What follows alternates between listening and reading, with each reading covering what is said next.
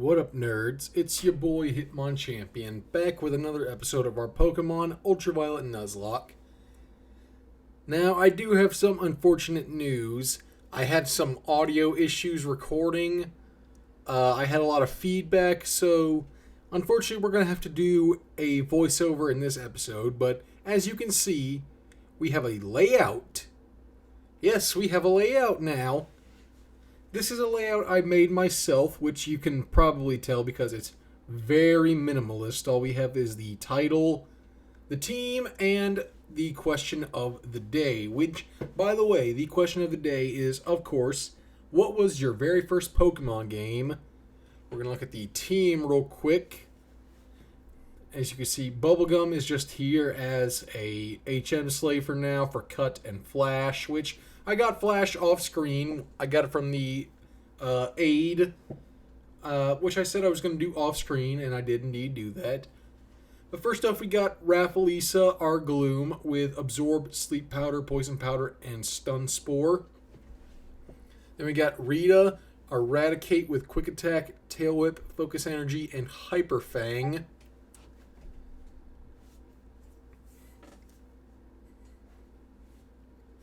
Then we've got Houdini, our shiny Drowsy with Confusion, Headbutt, Hypnosis, and Poison Gas. Thinking about renaming him because Houdini isn't as fitting as I thought it would be. We've also got Kenya, the Fearow with Peck, Pursuit, Leer, and Fury Attack. We've got Macho Man with Brick Break, Foresight, Focus Energy, and Seismic Toss. He's another Pokemon I need to re-nickname. I need to change his name to Armstrong.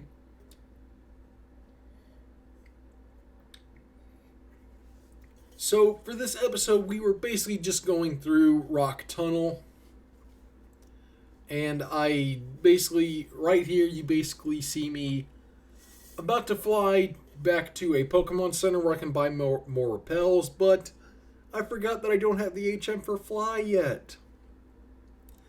So there's that. I'm really sorry that this episode has to be done in this fashion, but with such a big change, I kind of had no choice. I really didn't want to have another episode just completely lost. I've had too many like that happen to me, and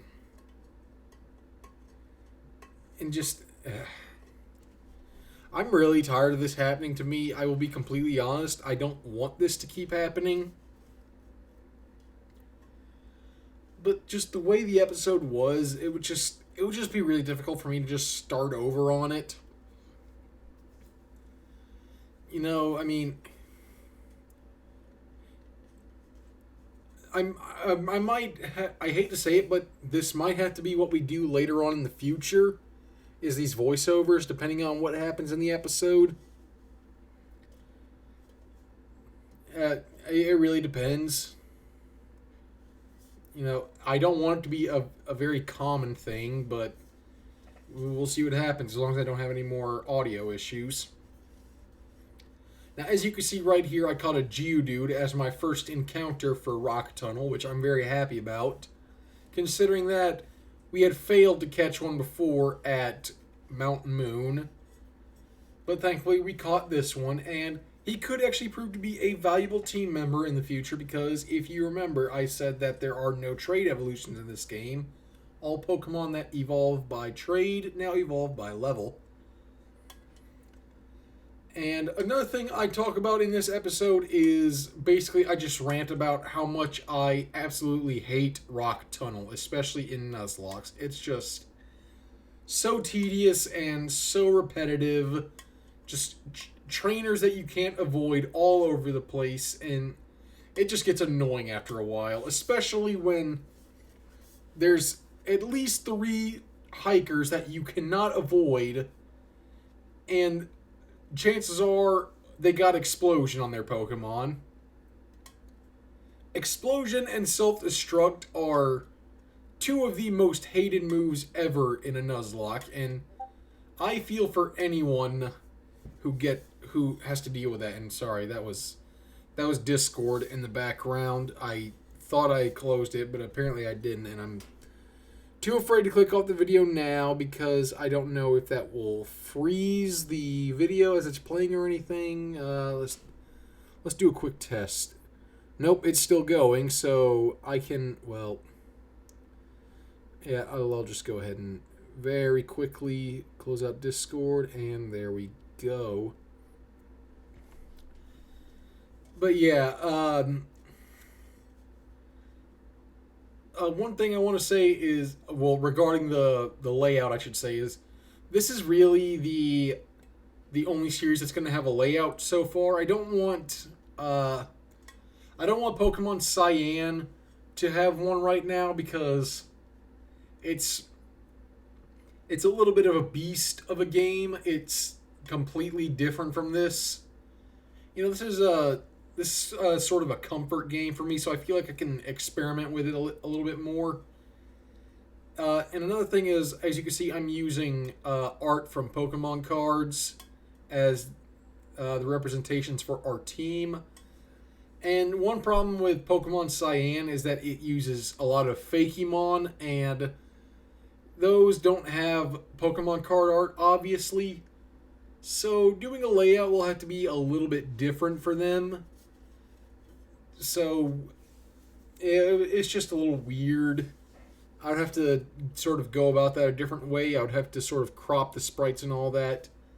And as you can see here, I taught Raffalisa Acid. I taught it over Stun Spore because we really don't need Stun Spore when we have Poison Powder and Sleep Powder. So yeah, this is mainly just experimentation for now, this layout. I will definitely be using it again in this series, but I'm mainly trying to get the hang of making these layouts. It was a lot easier than I expected. I'll put it to you that way. And I didn't even use Photoshop. I used an online program that was pretty much free to use. I had everything I needed right there. Didn't need to pay for anything. I don't remember the name off the top of my head, but I've been using it for thumbnails and stuff lately. Basically, it's been helping me improve on stuff.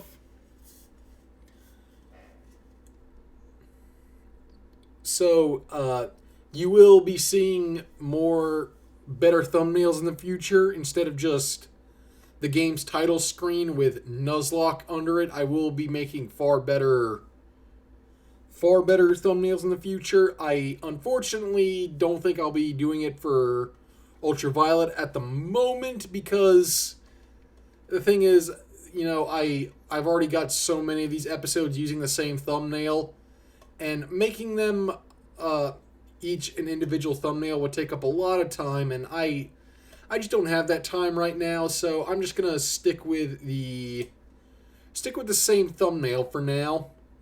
Maybe if I have a lot of free time, I will go back and start making unique thumbnails for each of these. Maybe. But making thumbnails is actually pretty fun, and making the layout was also pretty fun. I definitely learned a few things to make it significantly easier. But again, even with all that, it's very, very minimalist. And I was originally going to have a frame for the game screen, but I couldn't get them to quite line up, so I just don't have a frame right now for the screen. I just have a blank spot where I just insert the game screen there. So while it does fit in that space, there's no like fancy outline around it. So that's kind of unfortunate. I'm still learning how to use OBS pretty much also. Like I said, I got a long way to go.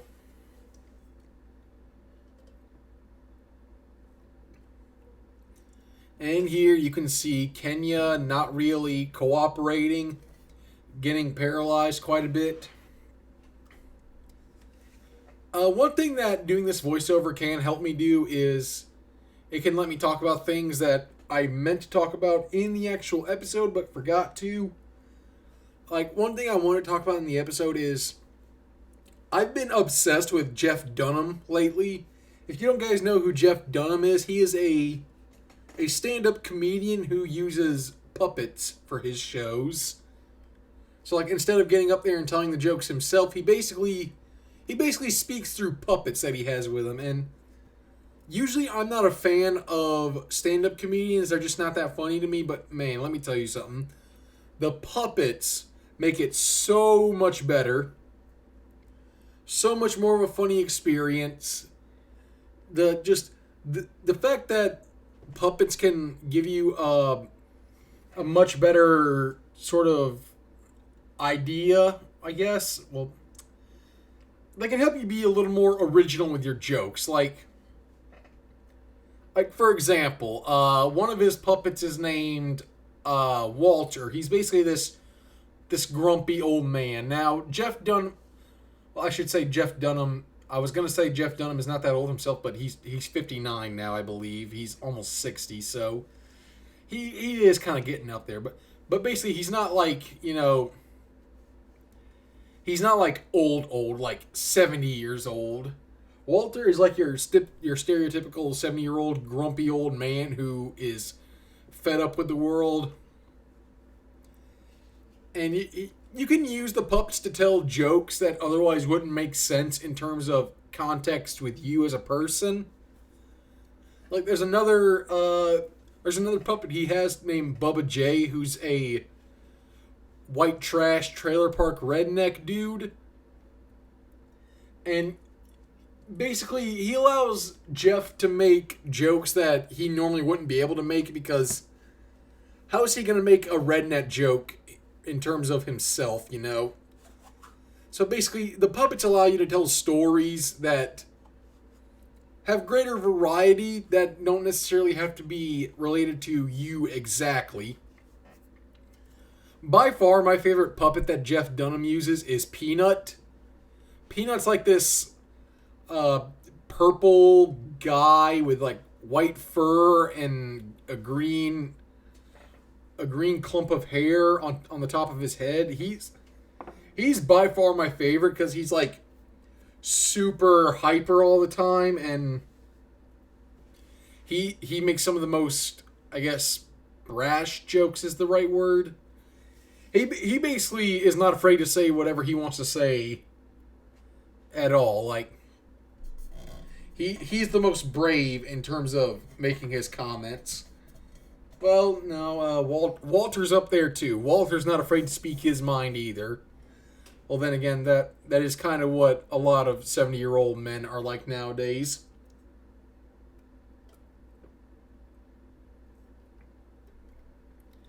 And here's the other hiker who I was super stressed out about because he had almost a full team of Pokemon, one of which is a Graveler that absolutely terrified me, because I'm pretty sure he had Explosion.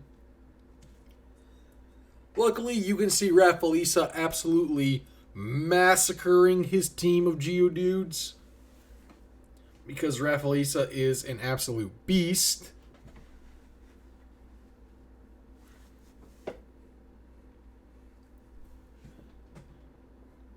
Oh, one thing I meant to mention in the episode is I got a new chair now. It's more like a proper office chair. It's got armrests. It's not as squeaky. It turns smoother. And it's just a lot less annoying to use. I mean, granted, it still makes some noises every now and then, as you can probably hear, but it's nowhere near as bad as my last one, which is just really, really squeaky and creaky. Because it's a really old chair, and a lot of the metal parts are kind of eroded and rusted and all that, and basically they could use a little oil. But I went ahead and got this one because my aunt wasn't using it anymore, so she was like, "Yeah, you can have it." And I was wrong about this guy. Actually, this is the guy who had the Machop. So I'm pretty sure it was another guy who had a Geodude. Or I don't know, maybe I'm just not paying attention as much because I'm just talking now and not actually playing the game right now, so it's a lot harder to pay attention. Yeah, I avoided that guy. I'm pretty sure it was the hiker up here that had the graveler. If there was a hiker up here I had to battle. This cave just honestly irritates me with how repetitive it is, just because it's trainer after trainer after trainer, and it gets super annoying. You know, if you don't have the resources, you're going to be hurting real bad. And on top of that, you know, it's rock tunnel. If you don't have flash, it's going to be even more of a nightmare to get through. So overall, I would say rock tunnel is by far my least favorite part of the game. You know, even as a kid, it was kind of always my least favorite part of the game. Mostly because of the fact you needed flash, though. But man, let me tell you something. It was always so satisfying when I was finally done with rock tunnel. For me, there was always sort of like this divide with the game. Like, you know, everything up. So from when you get your starter Pokemon to when you first get to rock tunnel, that's like the beginning portion of the game, sort of. And then once you get through rock tunnel and make it into Lavender Town, that's when the game picks up and things get real. I don't remember the very first time I got to Lavender Town. It always feels like I took baby steps in the game, like, because I've had that game for a long time. Fire Red, I should say. I had Fire Red. And it took me a long time to complete that game. Mainly because I was not a very good player. I'm not even going to pretend. I was not a good player. Like, that's also partly due to just lack of information. Like, when I got Hitmonchan from the Fighting Dojo in Saffron City, I always taught it Sky Uppercut, Ice Punch, Thunder Punch, and Fire Punch, not knowing that there was no physical special split in this game, so all those elemental punches were special, which made them really, really bad on Hitmonchan. But I never knew that. I never knew about that. I never knew anyone who knew that either. Or at least they never told me if they knew. So yeah, I didn't know a whole lot about the game in depth, I should say. And I didn't really know how to unlock Sabrina's gym. But again, that's mainly due to the fact that I was lazy and really did not want to do Sylph Company because I did not know how to get through it. Eventually, though, I did suck it up and I figured it out. And now, of course, I know exactly where to go there, so it's a breeze. And here was the guy with the Graveler. He was the one who terrified me. And, of course, I waited for this guy because I did not feel like battling any more trainers than I needed to. I slide right through these two trainers. I grab this item up here. And I think right here is where I can find a shiny. That little like patch between that long rock and, well, if I could point to it I would, but I can't point to it because you guys wouldn't be able to see it. But yeah, there's a shiny patch in here that I can catch a shiny Pokemon in. If I'd thought ahead, I would have put on the repel before I got a shiny. And speaking of shiny, yes, this Meowth is supposed to be shiny, so no need to freak out about that. If I thought ahead and I remembered, I would have put on a repel and waited till I got to this part to catch my first encounter, because I would have preferred it to be a shiny. You know, if the option's there, of course I'll try and go for it, but, you know, if it doesn't happen, then it doesn't happen. I would rather take a team member than for it to just not be shiny. Like, I'm not just going to run away from it just because it wasn't shiny like I wanted it to be. It is unfortunate that this game devalues shinies a little bit, but hey, they give you options, you know. It wasn't made with Nuzlocke in mind, obviously. But, you know, it's a nice option. It's there. It adds a little bit of variety to teams. Makes them a little more interesting. And yeah, as you can see here, we are about to exit the cave. This is the very last trainer I face. The rest of the episode will just consist of me running to the Pokemon Center and healing my team. So, yeah. Did I mention this is actually my third attempt to try to do this voiceover? Because both times, both got messed up. So there's that. Yeah. Hopefully this one finally works and I can upload it. Hopefully. I hope so much. But anyways, thank you guys so much for watching this episode of our Pokemon Ultraviolet Nuzlocke. I hope you enjoyed it, even though, you know, it really wasn't the best. If you did enjoy it, be sure to like, comment, and subscribe. And I will see you all next time.